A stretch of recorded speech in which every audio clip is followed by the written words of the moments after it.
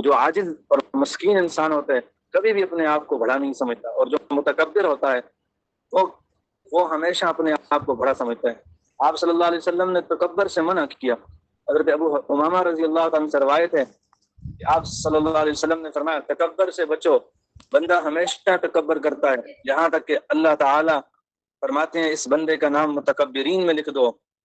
اللہ تعالیٰ فرماتے ہیں لوگوں سے بے رخی اختیار نہ کرو، زمین پر اکڑ کر نہ کرو۔ آج ہمارے اندر یہ بے رخی اتنی بڑھتی جا رہی ہے، اگر اس نے مجھے سلام نہیں کیا میں کیوں کروں گا، اگر وہ میرے ساتھ اس طرح کرتا ہے میں بھی ایسے ہی کروں گا۔ ایک تو ہمارے اندر ضد اتنی بڑھتی جا رہی ہے، ہم ضدی بنتے جا رہے ہیں، اور ایک بے رخی اتنی بڑھتی جا رہی ہے، ہمارے اندر اکڑ اتنی آتی جا رہی ہے، اللہ معاف کرے۔ تو یہ بے رخی اور اکڑ اللہ تعالیٰ کو پسند نہیں ہے، اس کے لیے فرمایا وَلَا تَمْشِ فِي الْأَرْضِ مَرَحًا۔ اللہ تعالیٰ ہر متکبر مغرور انسان کو پسند نہیں کرتے۔ اپنی چال میں انسان میانہ روی اختیار کرے، اپنی آواز پست کرے۔ فرمایا سب سے بری آواز گدوں کی ہے۔